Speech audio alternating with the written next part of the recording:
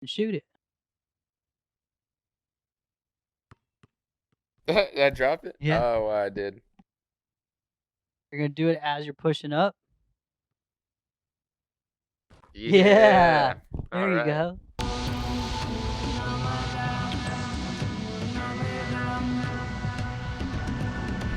Hey, what's going on, everybody? It is Aaron Trevino here, and we have a terrific guest. We have Mohammed Ali, and he is with Austin VR Lab here in beautiful Austin, Texas. What's going on, Mohammed? Hey, what's going on, Aaron? Thanks for having us on. When you invited us out or invited us to be on the podcast, we were super excited to do it. Glad to be able to reconnect with you again.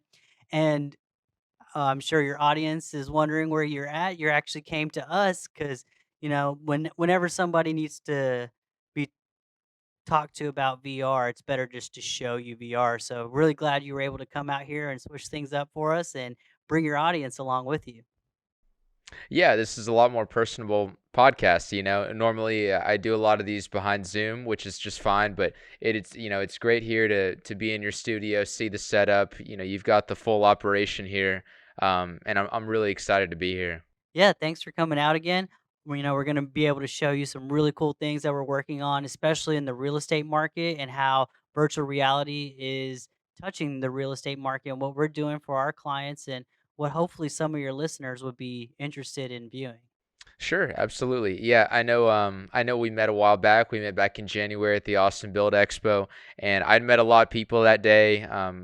Pretty broad range of people throughout the real estate industry. But if anything, you kind of stuck out to me because yours was the most unique product, and I felt like it was the most futuristic, and there's a lot of potential there. So I'm really excited to chat about it with you.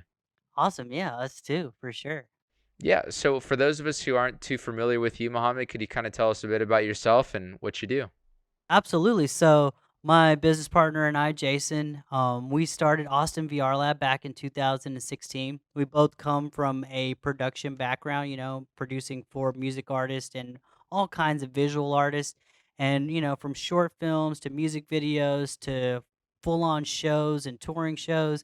And we found 360 VR content in about mid 2015, and we started producing our own towards the end of 2015. We found 360 cameras, we found out how to inject metadata, how to put that visual experience on for an audience through a Google Cardboard. And this was, pre actual VR PC headset days. And we created, the first virtual reality mixtape for a local artist, and we debuted at South by 2016. And what we found was most of the people that we were showing our content to didn't were seeing VR for the first time. They didn't have access, they didn't have the education, they didn't even know it was possible to do from a phone. And we just found that we were educating and showing people VR, and they were just so astonished by what the possibilities were. And so at the time, one of the main ways and one of the only ways for a consumer to access VR was through a Google Cardboard via their phone. And Google Cardboard is exactly what it sounds like. It's a piece of cardboard that you stick your phone in with stereoscopic lenses, and you're able to see things stereoscopically in 360 and also in 3D. And so you can be immersed in the content. One of the first things I did with my first Google Cardboard is I got it and I was playing with it and I was so excited. And I left it on my chair and I came back and I sat on it and I Uh, destroyed it. And I, Jason and I were like, other people are going to do this. There needs to be a better version of this. So there were all different companies creating different types of headsets, but what we found was we needed to create our own version. So we created our first own VR headset that was basically a Google Cardboard on steroids, 3D injected molded, focus, interpupillary distance measurements, and we went through and we South by 2016, we had those as well. And so we started selling those. And instead of having a booth and instead of having a location, we did what Jason and I do is we started going to where people already were. We started going to the concerts and events and, really putting the headsets on people's faces. And we sold out of the first set and the second round in 2017. And we finally in 2018 got to this round. This is actually for you. oh, thank you. Appreciate it. That's our headset there. Hope you enjoy. All right. I'll teach you how to use it, and you basically put your phone in. You go to your app store, you type in virtual reality, and you go from there. There's more free apps in your app store than there's apps you actually have to pay for, which really cool. Discovery VR, like from Discovery Channel, within VR, and you can ride roller coasters, swim with sharks. The apps take up some room on your phone, and so what I recommend to everybody is, read the reviews. If it's a 2-star app, read the reviews. There's a reason it has 2 stars. If it's a 4-star app, it's probably, and it's something you want to try, like swimming with sharks, then yeah, definitely hop in there. Or if it's, 3.5 stars and it's riding a couple roller coasters, if roller coasters are your thing, download them, enjoy them, but always remember to delete them because they are going to take up a little bit of room on your phone. You can also access 360 if you don't want it to take over, if you want streaming content, YouTube. YouTube is the source to access 360 videos. And actually, if you pull up your YouTube or if you pull up your phone, I'll show you how to access it. Um, Hate to put you on the spot, but we'll show you how to do Let's it. do it. Yeah, so you go to your YouTube app, and within YouTube, you're gonna type in 360 videos, or what you can do is you can go to Austin VR Lab. And what Austin VR Lab has done on YouTube is we have curated content that will bring up 360 videos that we think are a good launching point. Also, you'll be able to see our content that we've created. So we have different playlists. We have an Austin VR Lab playlist. You can watch the first mixtape we made. You can watch some cool videos that we've done since then, like Tiger Woods when he was out here playing at Dell Match Play. That's always a fun one to watch. In fact, we were standing there with the 360 camera when he was on 14, and he holed it in from about, I think it was about 100 yards out, for eagle. Man, that shot is amazing. You can actually watch that in that on our channel. Now, on those 360 videos, whenever you pull up a 360 video, you can actually drag your mouse around to show all angles of the video. You can move your phone around in that 360 space, and you can see what's going on. But one thing that's really cool is within YouTube now, within the app, in the bottom corner, there's a pair of goggles. It looks like a headset. So what you're going to do is you're going to hit headset mode on a 360 video, and then on that 360 video, it's going to put into stereoscopic mode. Then you're going to put your phone into our headset or any Google Cardboard headset, any VR headset that works with your phone, and it's going to put you in the space, and you're going Wow. to be totally immersed. And so it's always fun to do. Of course, anybody can buy our headset from us online, and they're $40. And it's a really, I mean, if you want to open it now, you can. If you want to open it later, that's fine. We Yeah. have, it's very well made, has a 3-point harness on it, so it's going to feel good on your head, has vents for cooling. Again, interpupillary eye distance, that's how far your pupils are apart. Everyone's pupils are a little bit different on how far they are apart, so you want to really be able to dial that in. They also have focus adjustments on there each for each individual eye, so you can go in there if you wear glasses, your glasses should be able to fit in there, but if you don't want to wear your glasses, you don't have to. You can adjust each eye individually. One thing I do recommend is if you do decide to give it to your son or daughter or niece or nephew, be prepared for them to run away with it. Because that's the number one comment I get is, even I have friends that I've given headsets to and friends who bought headsets, and like they have an Xbox and a PlayStation, but they don't want to get out of the phone based VR headset. And there's so many accessories, like any phone accessory, because any Bluetooth, so keyboard, mouse, any type of controller, even Xbox controllers, you can sync up to your phone. And so now it's become a VR gaming device as well. And so it's really just taking the phone to the next level. And that's one of the realizations that I had when I first touched VR, especially the mobile version of VR. I remember the first day I got an iPhone. I remember I stood, slept, waited in line for over 24 hours before anybody really knew what the iPhone was going to be. And I remember showing people, I remember touching that screen and sliding the unlock like this is going to change the world. And even at the time, I would show people how to text on it, and people would tell me, I'm never going to be able to text on a screen. And I'm like, yes, you will. It's intuitive. You will. And I'll never be able to do that. And a lot of people didn't think they were going to be able to do that. But look at us today, over 12, 13 years later, and now people wouldn't know how to type on physical keys if you handed it to them. They're like, "Why can't I swipe across screen?" But the touch screen itself was revolutionary. It changed the world.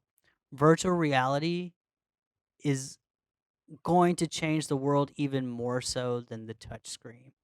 It's going to change our perception of what technology is capable of and how immersed we can be in technology. And some people are timid of that, timid of what the future, how much of their awareness do they want to give to technology. And what I say is, it allows you to be hyper immersed into where you can spend more time in reality because you're hyper immersed in VR and you're getting more out of the technology. And because it's going to affect us in that way, that's why I say it's bigger than the touch screen. It is a visual medium in which we will be hyper immersed and we'll be fully engaged and we'll be able to be present, and we're going to bridge so many gaps. We're going to bridge the physical barrier gap between people as far as how far we are geographically, how far we are consciously, how far we are visually and experientially. One of the coolest things, that the applications that I love about VR, I could talk about VR all day. So stop me whenever, if you have a question and if I'm going off on tangents. But one of the beautiful things about VR is how it's going to level the playing field in education. And if one of the situations that we're in right now with COVID-19, everybody's going virtual, right? School is virtual, meetings are virtual, your work is virtual, everybody's at home. It's technology is our access point into access to each other, but access to work and access to school and education. And one of the biggest barriers to education is access to teachers, access to content, access to a variety of content. But sometimes it's just the dilapidated building that some of these students have to go to. And a lot of these resources have to be allocated to paying for air conditioning, paying for water, electricity, building maintenance. Those things are important, but because the physical location is important. One thing a virtual reality headset's going to do is now those resources can be allocated to better education, better programs, better code.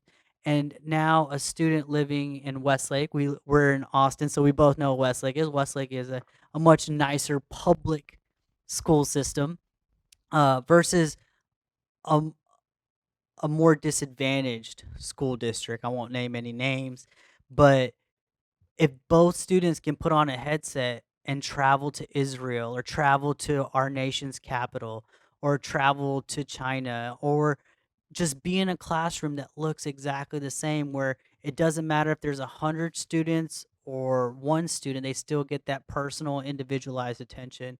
They still get to be social. They still get to have fitness education, because virtual gyms are big. People are losing weight in VR because it makes physical exercise more engaging. Imagine biking on one of those spin class, Yeah. stay in a spot bicycle, and then you have a screen in front of you. But then when you actually feel like you're biking through the mountains, right, it just totally hyper immerses you. And so physical education will be there, field trips will be there, one-on-one attention with the teachers will be there. And because students will be so hyper immersed in each class inside the technology, they will get more out of the 40, 50 hours that they're in school. They'll be able to accomplish that same amount in 10 to 20 hours. And so not only are they getting more education and more knowledge and a new experience, but now they can spend more time in the real world if they want to. And so then it'll become a choice of where do you want to spend your time. And that's what people are going to pick. Sure, absolutely. You really touched on something interesting with the hyper immersion. If someone was spending a longer period of time doing something with VR, it would basically make them more effective, kind of cut down on the time. But it almost kind of reminds me of, like the parent who complains about their son playing Xbox for too long, right? How do we know that we're not on that sort of slippery slope to where kids that have those sort of video game addictions now, right, with PS4, Xbox, how do we know that that wouldn't happen with VR? That's a great question, and that comes down to the question of addiction and technology. But one of the ways I explain is I have an addictive personality since I was young, and one of the things I was addicted to was gaming. I mean, I now have a VR company, but I played so much Call of Duty, right? I mean, 30, 40 hours of Call of Duty when I was, you know, about a decade ago. In my younger years, maybe a little bit less. I don't know, I still game, but not as much, but I was really into, especially high school, college, right after college, I was really into playing video games, racing games and Call of Duty, and I could play thir and I can come back from experience with this, is I would play 30, 40, sometimes 50 hours a week, and it never felt like enough. There are games in virtual reality like Call of Duty where it's 32 versus 32. You got a loadout. They drop you in a map. You have to capture. I mean, it's Call of Duty on steroids. And it's one of the games I love to play. It's called War Dust. And 2 to 3 hours of War Dust is like playing 20 to 30 to 40 hours of Call of Duty. Like you come out, you're like, that was enough for the week. Yeah. Like I got my fill. So it's kind of that hyper immersion and learning and being able to self regulate. I mean, someone can be addicted to Netflix. People are addicted to Facebook. People are addicted to hiking. People are addicted to, it sounds weird, hiking. Like, can you hike too much? That is in the eye of the addicted, right? Like, what is it removing you from and what is it taking you towards? Someone their addiction addiction is anything in excess, and I think we could say anything in moderation is good. So VR in moderation. And that's one thing we really wanted to be as Austin VR Lab is help moderate people through VR, just like um kind of go back to who we are and what we do. So after we released all this content, we realized that people were needing access to the education and VR equipment, and people coming to our office, we were showing them VR. And then 2016 is when the Oculus came out, the consumer-faced Oculus, when the HTC Vive came out. And so people coming to see us, we were showing them, we were trying to get people to come see it, and we realized the same thing like we learned at South by what I was talking before. We had to start going to people.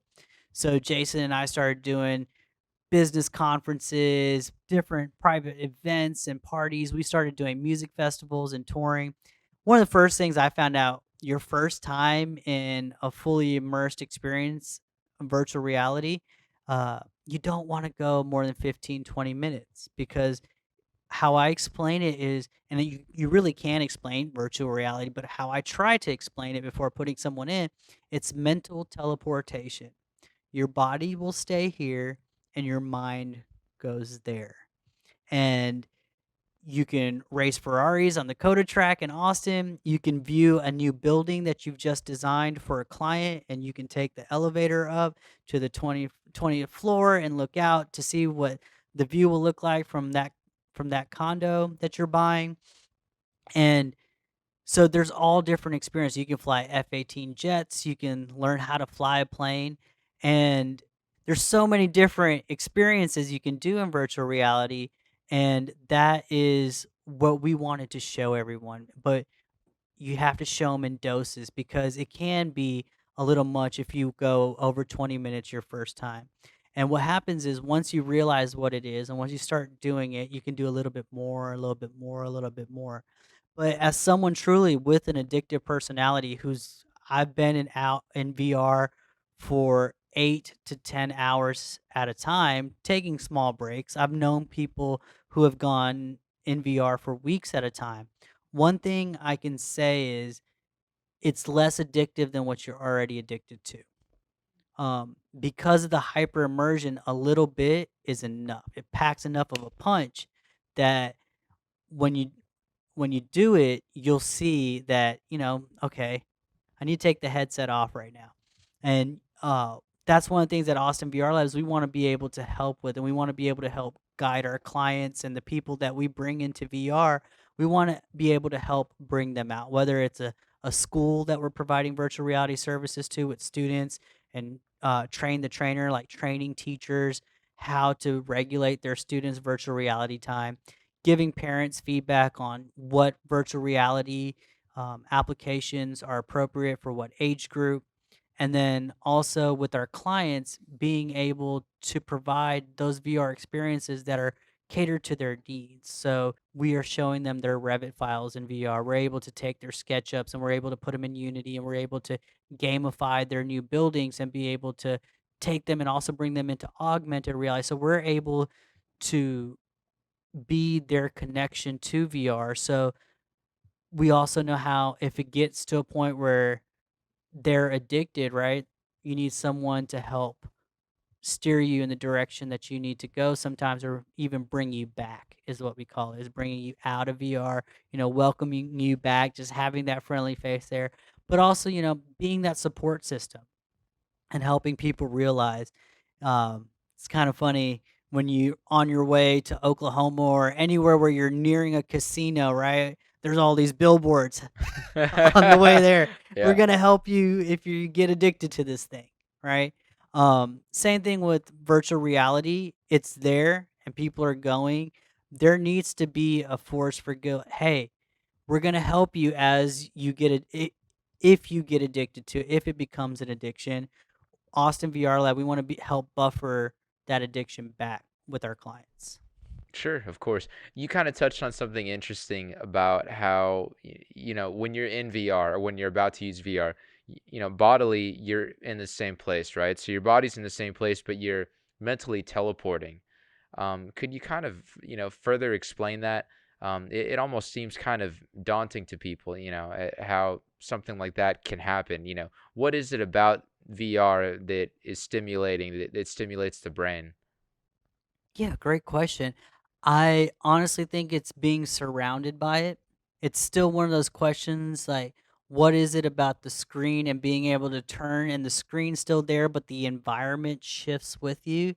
It's I'm not a neuroscientist, but I have an experience of putting thousands of people in VR, everyone from young children to the elderly. One thing that's interesting about my niece is, of course, with my sister's permission, when she was about 4 years old, I put her in VR for the first time. And we did a roller coaster experience. And she went down the roller coaster and she's like, "Wee." And when I first did the roller coaster experience, when the roller coaster's going over the hill, I got that phantom, that stomach, like Uh-huh. coming up, Right. like holding your breath. And so, and Yeah. VR will, especially the 3D stereoscopic roller coaster rides, will give you that phantom feeling of falling. Well, now my niece, who's never been on a real roller coaster, does that same experience. I'm like, "Did you get that feeling?" And she's like, "No, she didn't." So she's had the visual immersive experience of doing the roller coaster, but because she's never been on a real roller coaster, there's no phantom feeling to for her mind to emulate. So that makes me wonder whenever she's tall enough, and I think she just finally got to that 4 foot mark. So I'm gonna take her to the theme park. Figure how will that visual feeling association, like she's going to be less scared of roller coasters. I know that she's done so many VR roller coasters since, but and so she might be more excited to go get on a bigger roller coaster because she already has the training of being on it. But what's that feeling going to be like where she doesn't know what that feeling is in VR, but she has the mental training for it, Huh. right? And she absolutely loves roller coasters. And so that's interesting. And then totally on the other side of the spectrum, one of the coolest things that we've gotten to do so many VR events, and one of my personal favorites is taking it to the elderly. recreating feelings from the past for the elderly. Like, so we get to go to assisted living centers and putting people in VR who have dementia and Alzheimer's. And their nurses, always tell us, don't give them too much, and just let them kind of ease them into it. And the the patient, or not the patient, but the residents, are like, let's go. I'm ready. Like, I'm still alive. I'm doing Yeah. everything I can while I'm still alive. They have that attitude about it. And they laugh, they cry, we ride roller coasters, we go visit their old childhood homes to recreate it, going back to Paris when they went on their honeymoon. I went to Paris on my honeymoon too, so it's interesting because before I went to Paris on our honeymoon, we got to experience it in virtual reality. Like, we went and looked at it. So we were more familiar with Paris when we got there than had we just shown up.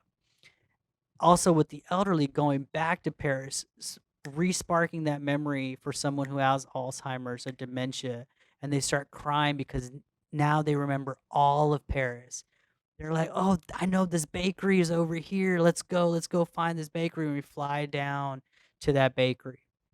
Or, "Oh, I remember my first son was born in this house." When that morning she didn't remember her son's name, but now she remembers her son was born in this house, and she's just crying.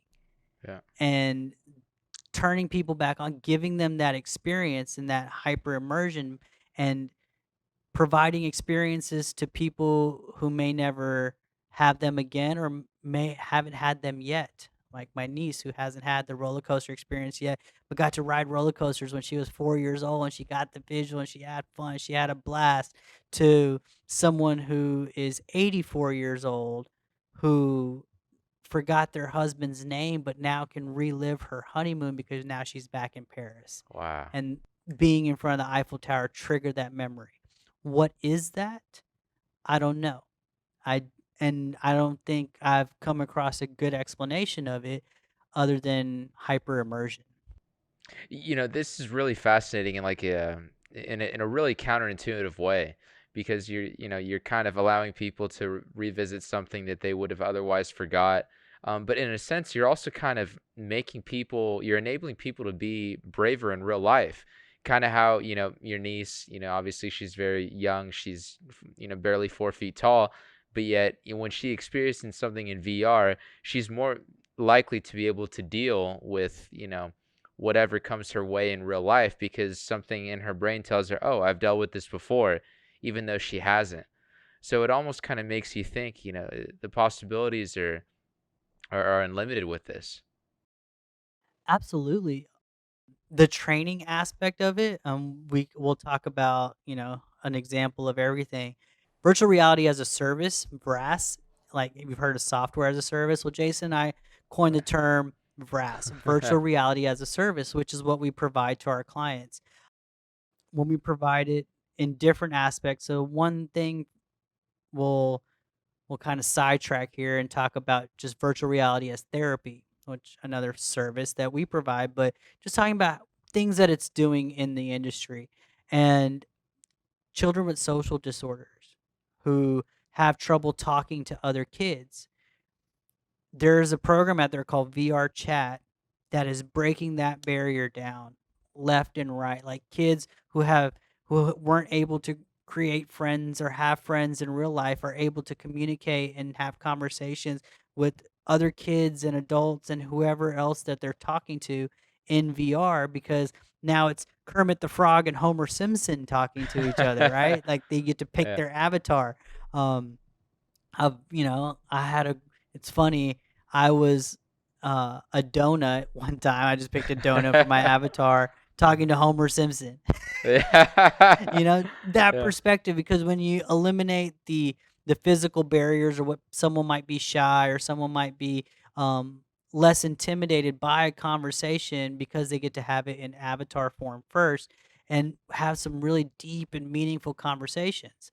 Another thing with COVID and the situation that we're in, this year Burning Man was in VR.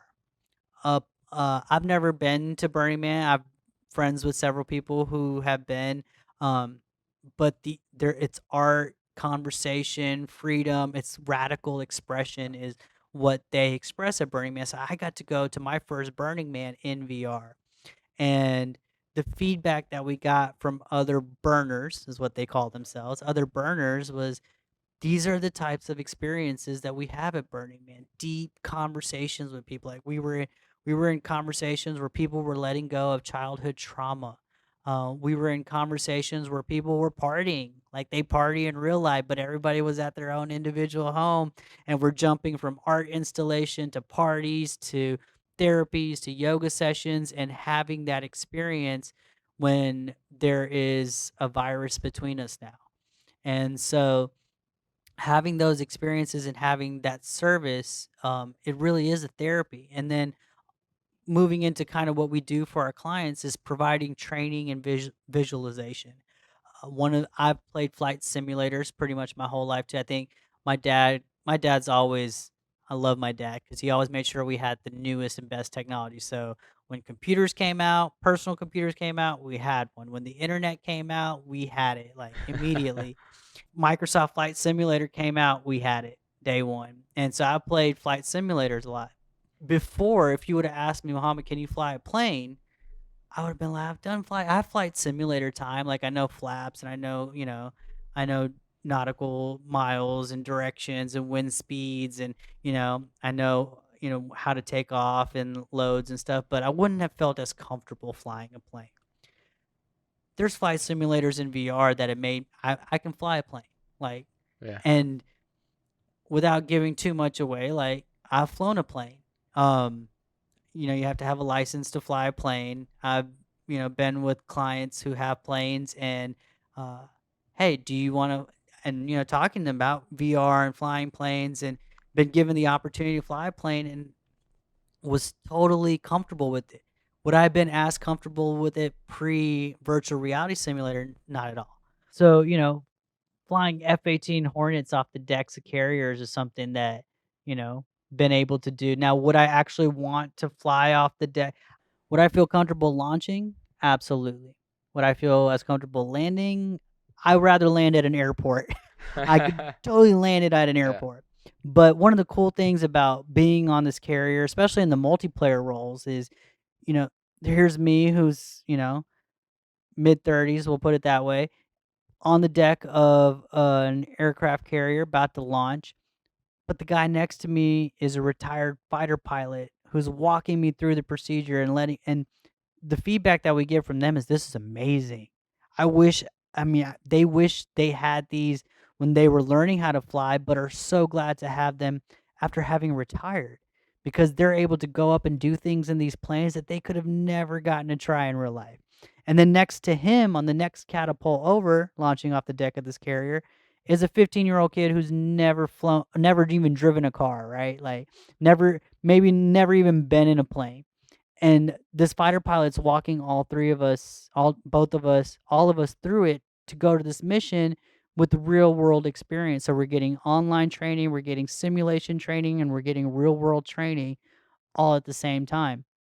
And that level of immersion, that 15-year-old kid, say, joins the military, joins the Navy, becomes a fighter pilot, how much more advanced is he going to be than any other student in his class because he's already had training in the cockpit from a retired fighter pilot? You know, he's going to be years ahead of his peers.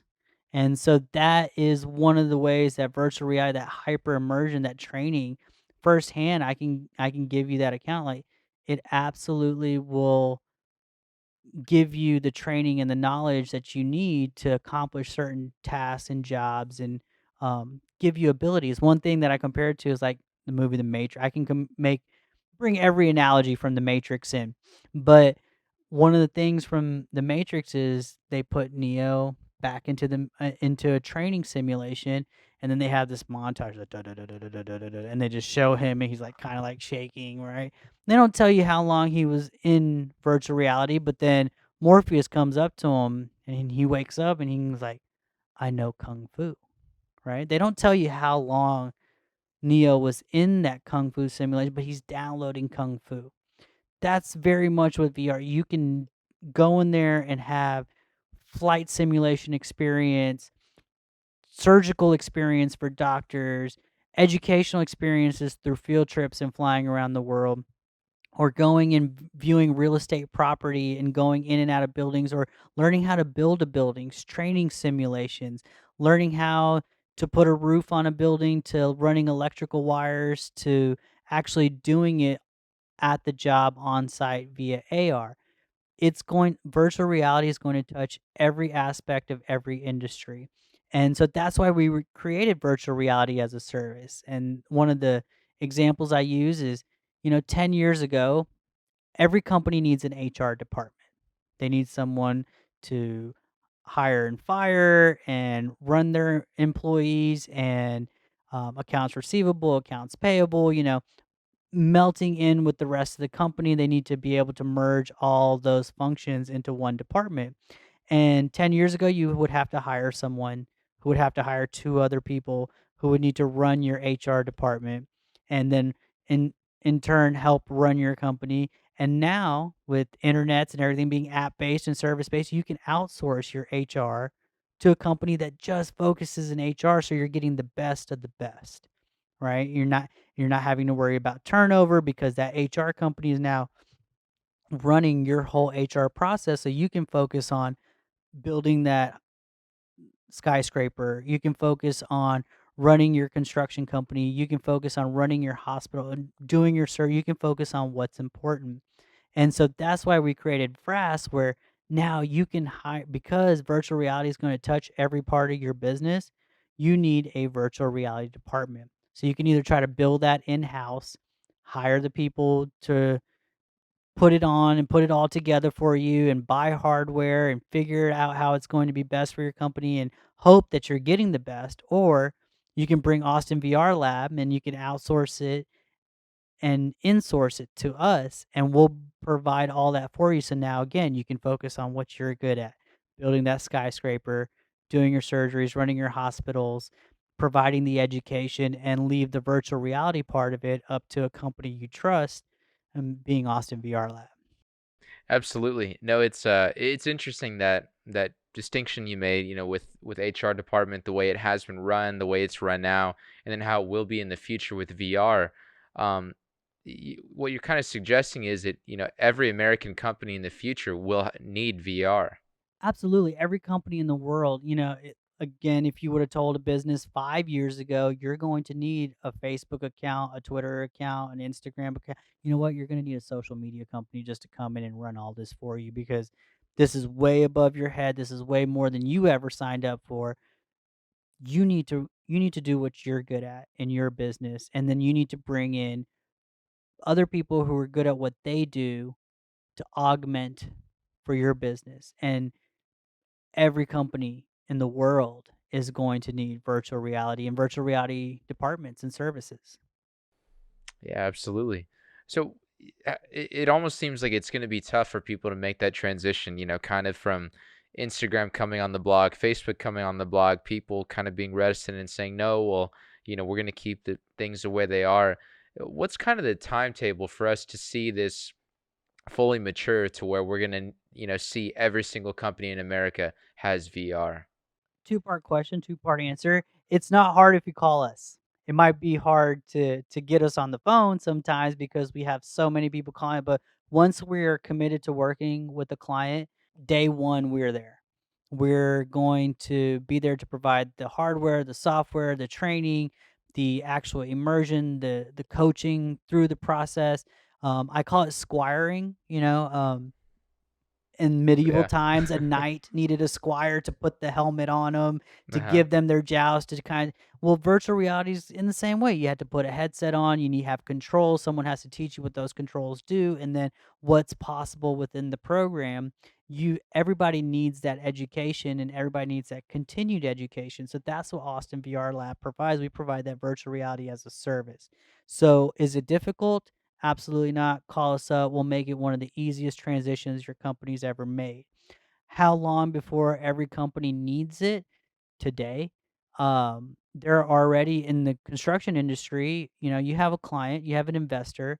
They're going to invest 1 million, 5 million, 10 million, 100 million into a project. billions into projects, there are companies already using virtual reality to show those investors and show those buyers the product, the buildings. What is it going to be? And so if you're a real estate company and you're not doing virtual reality presentations and you're not able to provide your futures and your future projects in virtual reality, you're already losing bids.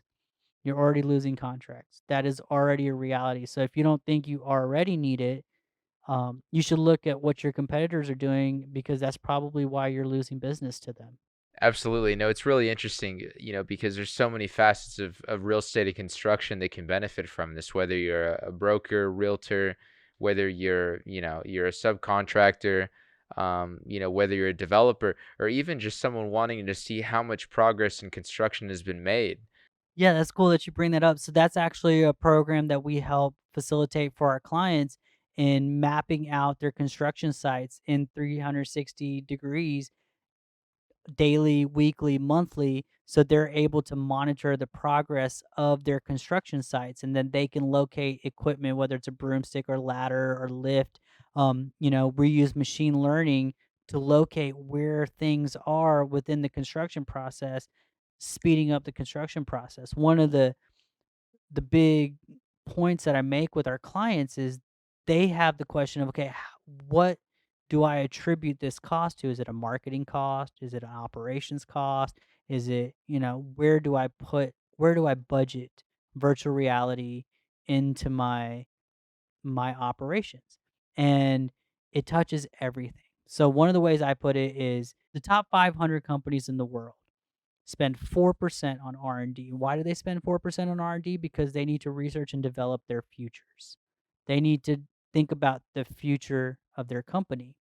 And VR should be in the future of your company. And so all companies should emulate the top 500 in the world and spend at least 4% on R&D, whether that's through new computers, new technology, new strategies, new training.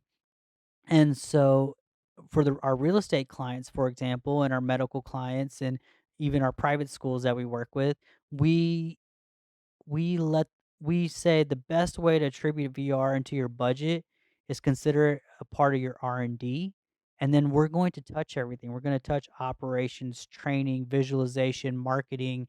We'll be there for every piece of it because like HR, VR is going to touch every part of your business.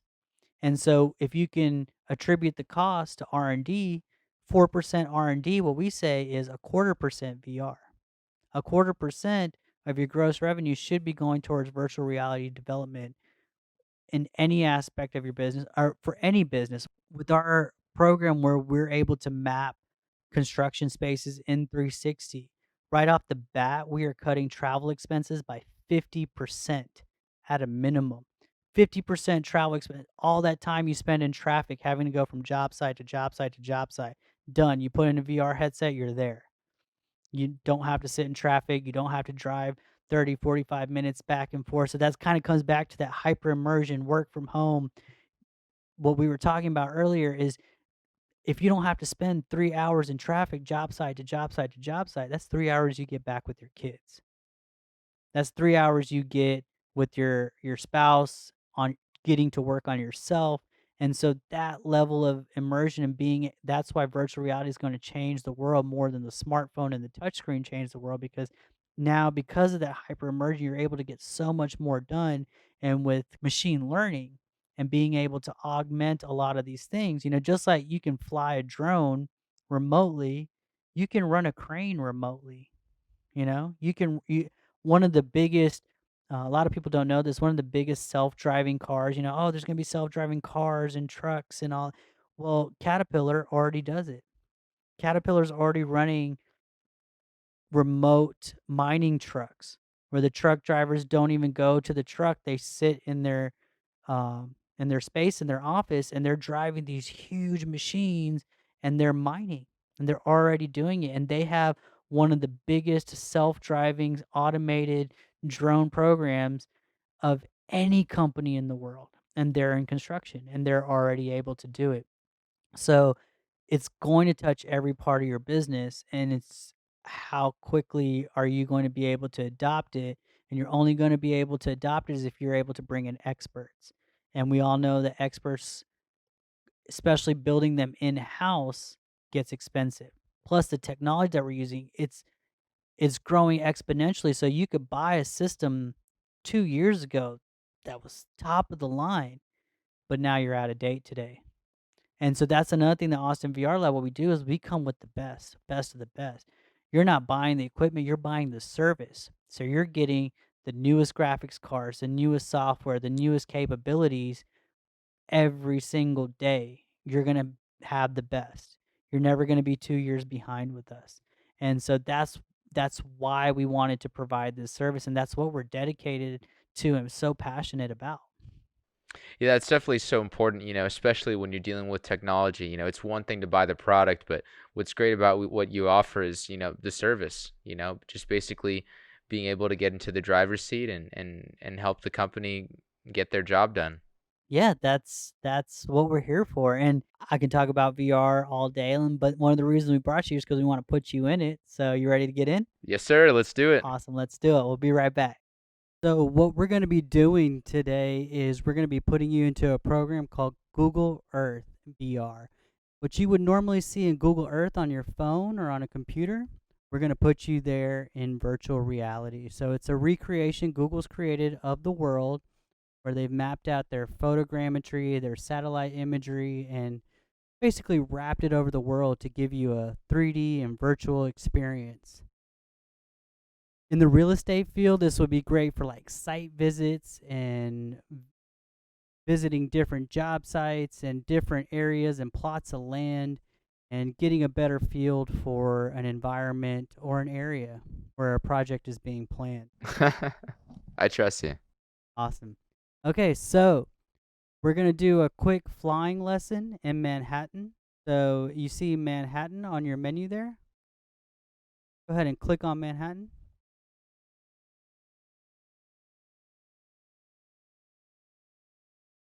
As you can see, you're floating above a virtual experience of Manhattan. Yeah, absolutely. I can see, wow, right above the water here. You're going to fly by pushing forward on your right thumb on the trackpad. Go ahead and push down.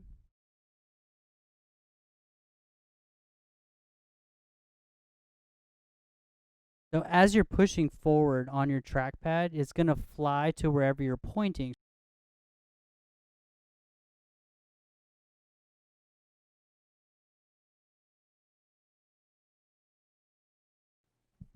Let's go to Central Park.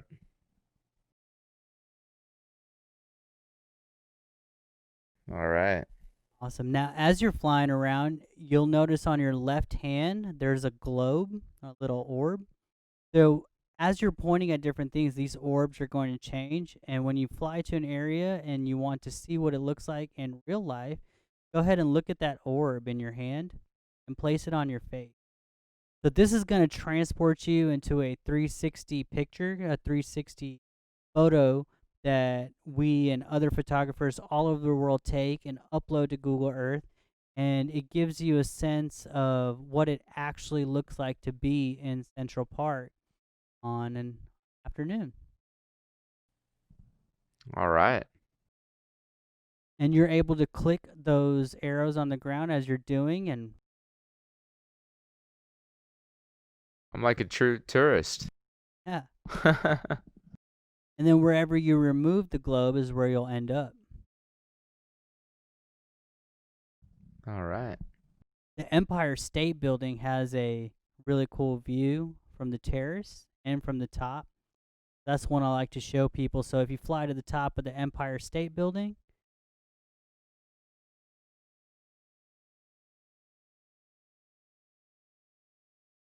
Did I pass it? and to turn around, you do exactly what you did. You just turn around. There it is right there in front of you. Yep. So now go ahead and point to the top of the Empire State Building and then look at your left hand a little bit closer. Oh, there we go. Now that orb on your left hand, go ahead and put that on your face. Wow. That gives you a view above the city.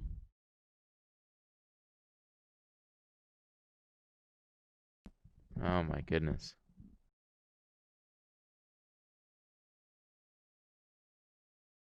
This is a really neat view. Wow. Huh. So this is a pano picture that's been stitched together, so it's not quite a 360 picture, but definitely gives you that feeling of being up there. Sure. Oh my gosh. And it kind of warps you there at the bottom when you look down. Yep, that it does. Wow, this is really neat. Awesome. So if you take the orb back down, and if you look up in the sky, you can see the sun. There's the Go, sun. go ahead and grab the sun with your trigger finger. Is that it? Awesome. Now you can spin the Milky Way above you, above Wow. New York City. Oh, wow. This is pretty neat.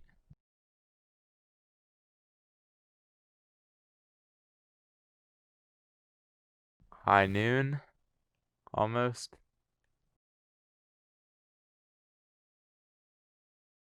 Sunset. Wow.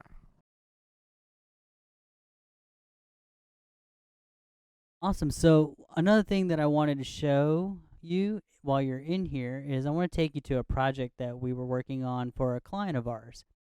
So it's a real estate project and it's a church that we got to build in Round Rock. Got to build it out in virtual reality. So let's go ahead and make it daytime. So spin the stars. All right. Let's go ahead and fly to Austin first. So let's type in Austin, Texas. It already knows. The predictive text actually really does help when you're typing in an address. So this gives you kind of that overhead view of Austin, and you can go ahead and fly down. Ah, okay. There we go. And you can fly over Austin. You can fly down into Texas Stadium and score a touchdown. All right.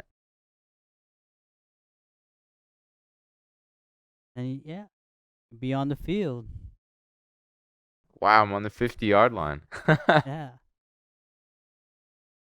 I guess this was before the renovations, huh? Mm-hmm. As people take 360 pictures, these actually update real time. So the next time someone takes a 360 picture and uploads it to Google Earth, it'll be there almost instant. Wow. How about that? Another cool one to see is the frost banked crown. All right.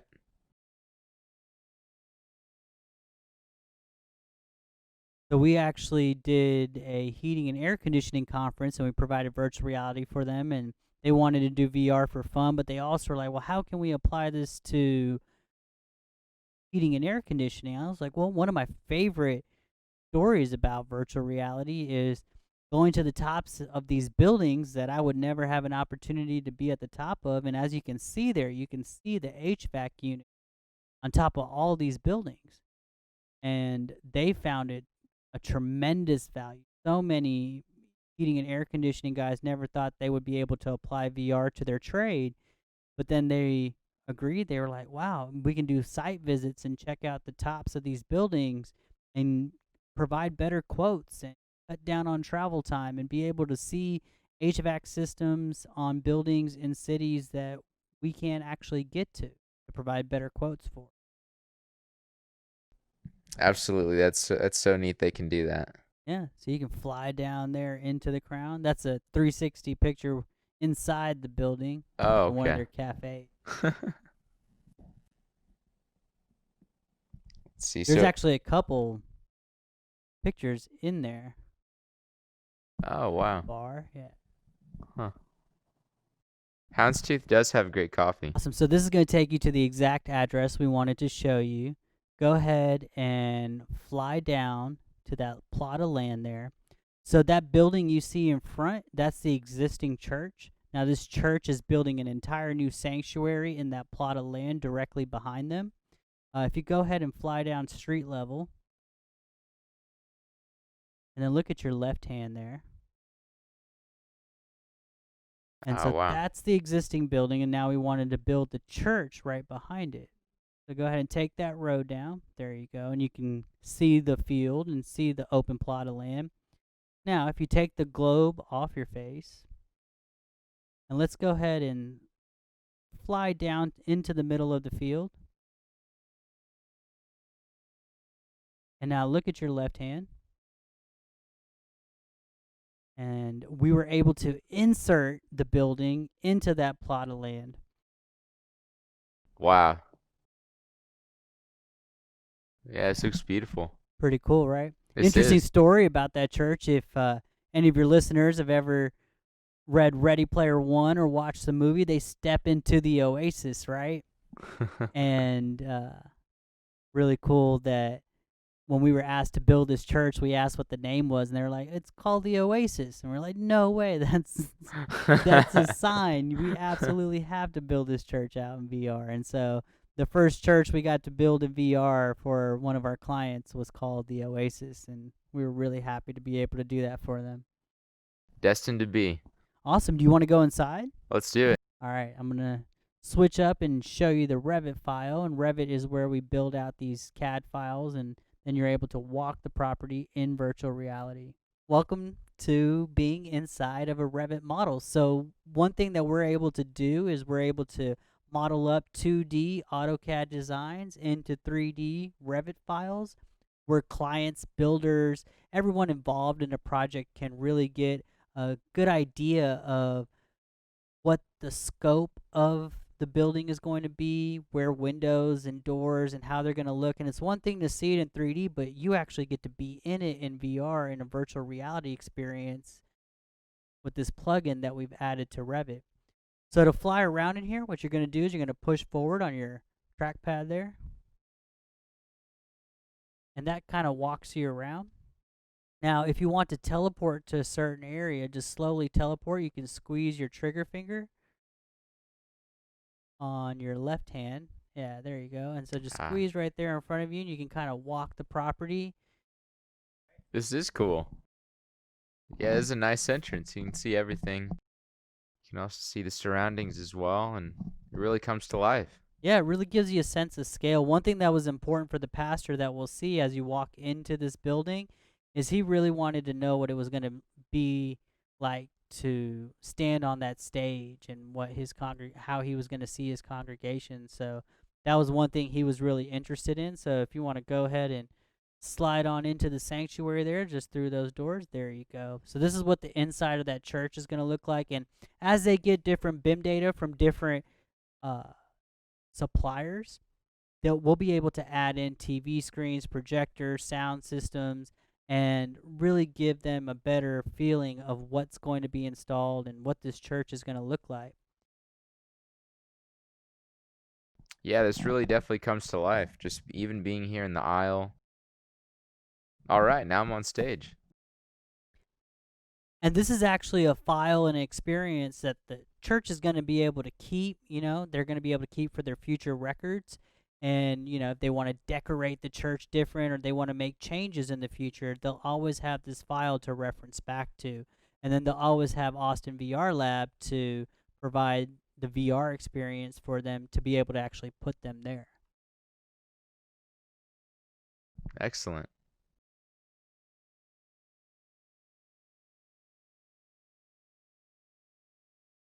Is the media desk?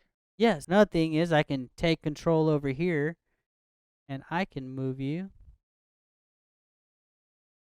And so we do have, oh, ran you into the, there we go. And now just, there you are. You're up there.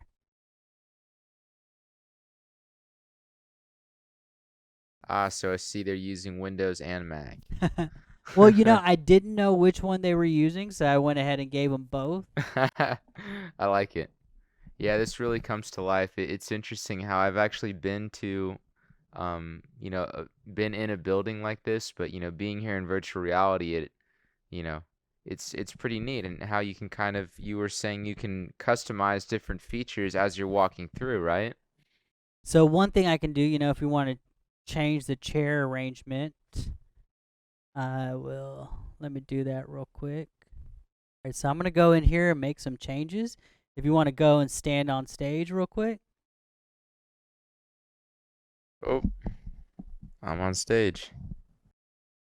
So say if they wanted to remove all the chairs from or just from that center section there in the future, they want to see what it's going to look like when it's wide open there. So we can come in here, we can select all these chairs. We'll delete them. Now you have the open floor.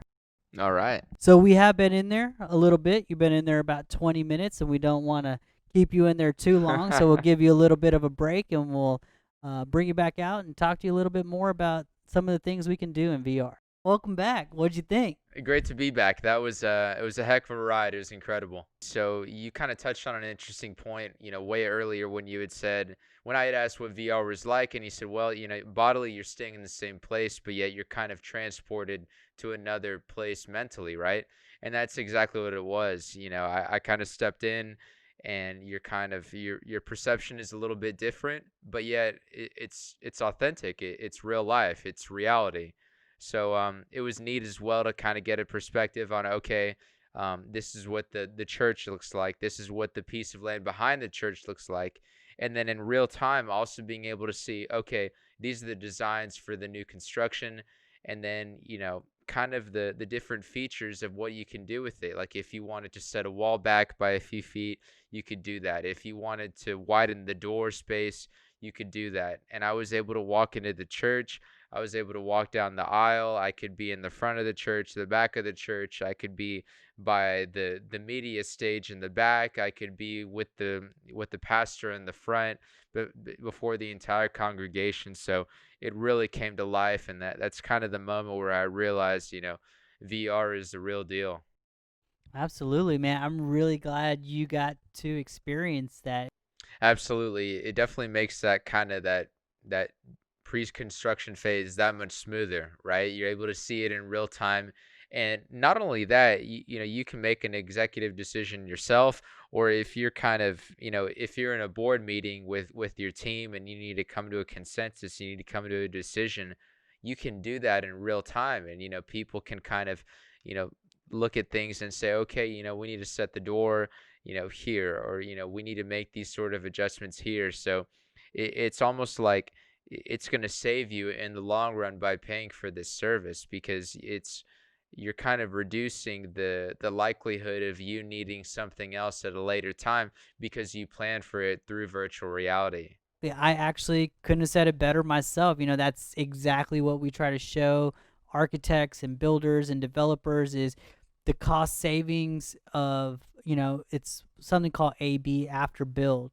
And if you put something in and after the build you decide that that's not where you wanted those stairs to go, or that's not where you wanted that railing or that room or that fixture, the cost to replace it and change it, the cost savings you get from VR exponentially outmatches that. And I couldn't have said it better myself. You explained it before I could, that those cost saving benefits. And that's really just, in your field with real estate, how virtual reality just can completely change the financial dynamics of the project.